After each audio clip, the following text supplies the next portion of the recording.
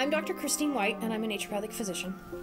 And my journey with Melissa started when her midwife brought her to see me, and she sat across the office from me and told me her story. I think she had been out of the Providence hospital system a week or 10 days, and I listened to this story, and I mean, it was an extraordinary story. I had never heard the story from a woman who'd been through a postpartum psychosis, who was on the other side of it, and who really wanted to do something different. And so I sat there and I looked at her and I looked at her midwife, and I said, sure, I will help you do this. And so we set out on this path, and sort of 3 weeks to a month later, she was in a very, very different place. I had learned a tremendous amount, and the story just kind of went from there. Melissa's story is the story of a woman who went through a horrible experience. And when she came out on the other side, said, "This isn't me. This event does not define who I am." And she mustered up enough internal strength to start gathering the support she needed around her, to get the answers that she needed to have, to get the support that she needed, so that she could ultimately become in charge of her own destiny again. That she wasn't going to be tied to someone else's definition of what was going on with her mental health. That she acknowledged it, she didn't deny it, she didn't avoid it, but she said, wait a minute, this isn't me. And she forged her own path, and she found providers, she found a support system who was willing to trust her, and was willing to listen to her, and was willing to give her options that gave her the choice, or gave her choices, so that she didn't have only one path to go down, but could ultimately create her own pathway that fit her. And it was an extraordinary success in the end.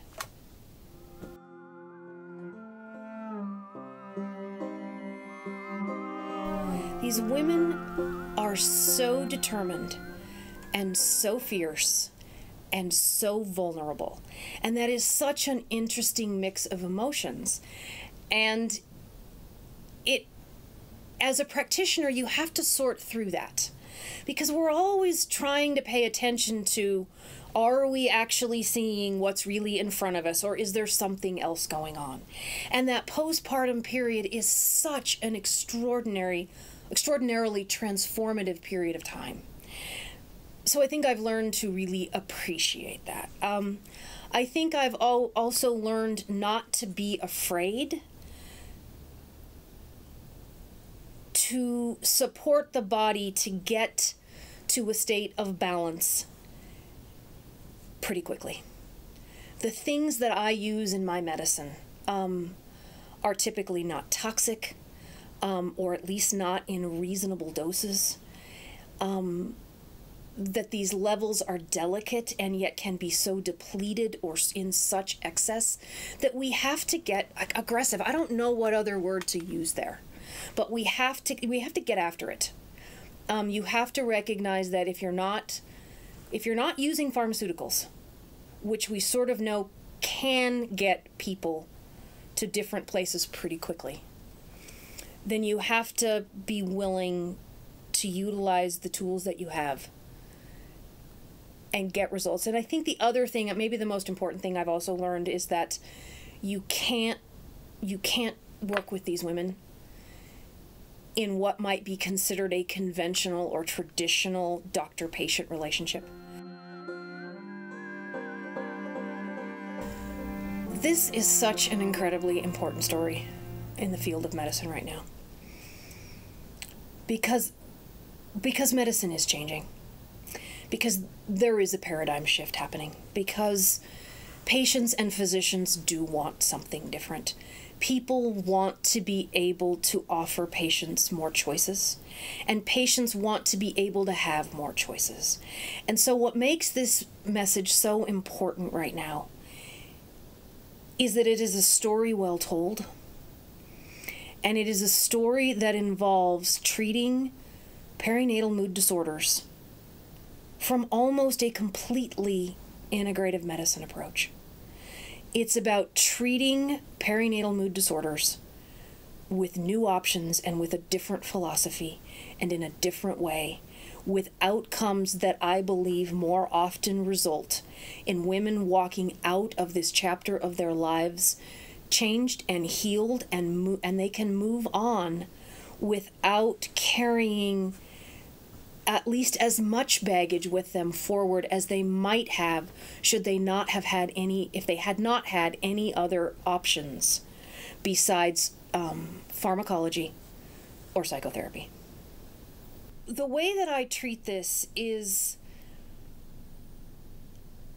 taking the diagnosis that this woman comes to me with and taking it apart. And instead of just saying she's depressed and either a conventional prescription might be an antidepressant, or maybe she's already on one, would be to say, let's understand why that depression is happening. So that's where I'm looking at brain chemistry. That's where I want to understand neurotransmitters. This is also where I want to understand hormone levels. Obviously, if we are in a postpartum period of time, we are in an extraordinary time of hormonal flux. So it's understanding what are those hormone levels, how are they consistent with a typical postpartum period, and how are they quite possibly functionally quite deficient or extraordinarily elevated. So I'm not looking for necessarily diagnosable pathology as much as I'm looking for functional dysfunction, functional disorder.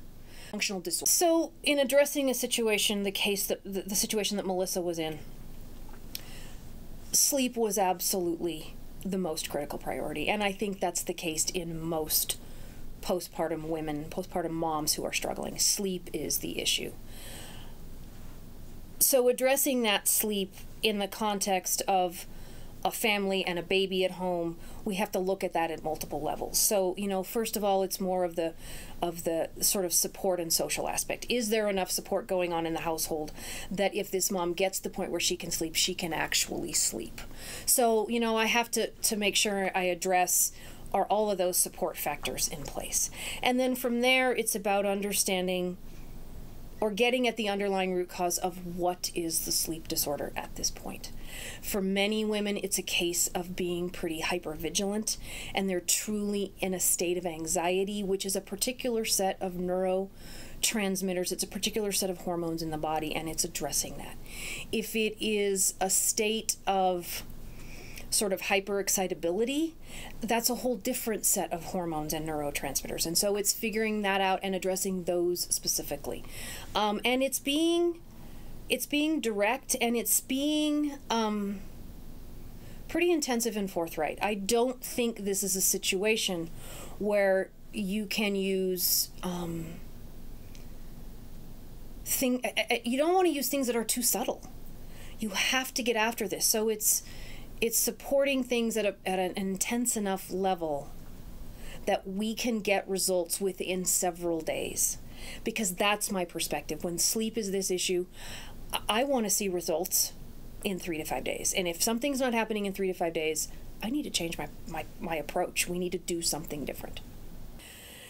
So part of this journey with Melissa was dealing with the fact that when she came to me, she was still on lithium. They had put her on lithium as she got out of the hospital. She was still on that. And she was pretty clear with me in that first visit that she did not intend to stay on this medication for the rest of her life. And so with Melissa, or with any of the women that I come to, and many of the women that I see really, really do not want to be on these medications.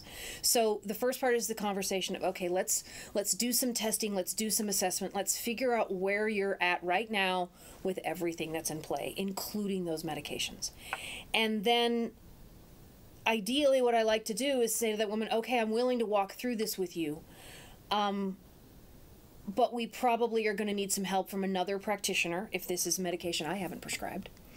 And we need to do this gently, and we need to do this in a way that, I guess, regardless of how a mother chooses to come off this medication, because ultimately it is her choice, that she has enough of a support network around her so that if it goes well, fabulously, and if it doesn't go well, there are people there to step in right away and help. And the way that I prescribe around all that is that I am always looking, I don't care what the medication is that someone comes in to me already taking. But with these postpartum moms, it's understanding what medications are they on and understanding their mechanisms of action. If you can understand the mechanism of action with a pharmaceutical, then you can know what body chemicals it's influencing. And if I can measure those, I do. And then I begin to support those body chemicals, those neurotransmitters, those hormones in a different way, sometimes remeasuring levels to see where they're at. And we gradually make a transition between supporting them with a pharmaceutical and then supporting them with some natural support so they can regain their own balance. And then ultimately the goal is that all of that natural support comes out as well, because I don't want women, any of my patients, on anything any longer term than they have to be. The point is restore you to your optimal function and move on. What makes this model different, what's important about what we're doing here, about the message that we're trying to send, is this is about understanding the mechanisms of action that go with these various diagnoses. That to say that someone has depression or anxiety or bipolar or is dealing with a psychosis, those words, we use those words as if they say everything, and they don't. There are so many different reasons why each one of those diagnoses may go with an individual, and if we don't ask the questions about how they got there, we'll never know that. If we don't go after the underlying root causes and those individual biochemical pathways, we can't treat the cause. And that's what this method is about. It's not about treating symptoms. It's about addressing an acute situation and giving it the respect that it needs for being an acute and sometimes dangerous situation, but never forgetting that there are underlying mechanisms going on there. And if we address those underlying mechanisms, the side effect is that the diagnosis goes away. I take the Latin root word for doctor, which is docere, to heart. It means teacher. And my perspective and my philosophy as a physician is to educate my patients and to give them as much information as they can absorb at that moment, at that time, so they can make the decisions they need to make about their own health care. I lay out all of the options for them. We have pharmaceutical options, we have psychotherapy options, we have diet options, we have lifestyle options, we have nutrients and herbs. All of these options are on the table, and ultimately it's up to the patient to make their own decisions. I'll guide them. I will give them my opinion, but I will also say to them in the end, this is your decision and this is your life, and you have to be okay with it. And if making a decision to treat something in a what we could call non-conventional way is going to raise more anxiety for you than going along with a different pathway, or maybe going to a more conventional pathway, I'm going to support them all the way to go towards that other pathway. At the same time, I help them explore what's the fear. Working with Melissa, both as her physician and as we move forward, as she performs playing Monopoly with God, and we begin to develop the idea and the materials for teaching this model to others, has profoundly changed my practice. I used to treat a postpartum mom a couple times a year. At this point, I treat a postpartum mom 3 or 4 times a month, because they specifically seek me out, because they have heard from the other moms in their circles that they got something different here. It has changed my practice in that I'm actually identifying postpartum mood disorder issues with women that started 15 or 20 years ago. The other way in which my practice has been profoundly impacted by this story and by my work and interaction with Melissa is that what other people hear when they read her story or hear her present is, while they may not be dealing with a perinatal mood disorder, but they are dealing with their own depression or their own anxiety or their own feelings of overwhelm and complete exhaustion and fatigue, those people come here too. And I can't quantify the numbers, but I have a practice that is honestly shifting more and more towards treating what I would broadly classify as mood disorders, which is everything from what we would call functional adrenal insufficiency and just being exhausted, which is being labeled as depression, to people determined to get off of pharmaceuticals and maybe haven't done it in the most thoughtful manner and are now dealing with withdrawal symptoms at the same time that they're dealing with their original diagnosis and side effects from the medications that they were on. So telling this, when this story gets told, those practitioners who are willing to treat people in these more holistic, functional ways, we'll see more and more people coming to their practice, and it may not be perinatal mood disorders. So part of the other ways in which my practice and the way that I practice has grown and changed is that because of this focus with the perinatal mood disorders and the growing numbers of patients that I have who are on psychoactive medications, I'm beginning to work more and more with psychiatric nurse practitioners and with psychiatrists. And I mean, that's probably one of the greatest blessings I can tell you has come out of this, is that my professional allies has grown and diversified.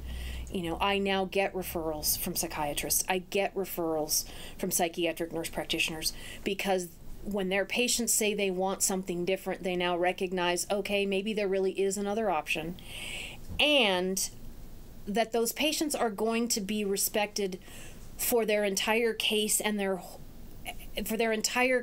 all that they are doing or taking. I never take patients off medications I didn't prescribe. But we work together to set up a plan so that if that's what they want to do, we set them up for success. At the same time, I'm working with their other providers to say, this is what I want to do, and this is why I want to do it, and this is the mechanism I want to address, and I think we can get here, and let's be a team, and it works. So there are just more and more psychiatric providers willing to walk this pathway because they realize we can do this as a team. What is so fabulously unique about this project, about this performance, Playing Monopoly with God, about having Melissa deliver this message, is that she has been willing to stand up there and bare her soul and talk about this extraordinarily painful but very real process that she went through. And at the same time, she is an incredibly gifted storyteller and such a strong performer. She can captivate an audience. She can captivate people who have no personal connection whatsoever, at least in their minds before they walked into this performance with this topic. I have seen men who are not fathers be in tears in this performance. You know, again, I, as someone who doesn't have children, am as deeply moved by her story as the woman telling it, as I am a physician that was involved in the middle of it. She is a dynamic storyteller, and she has an amazing story to tell, and she's willing to tell it, and people listen to it and they hear it, and it changes people's lives.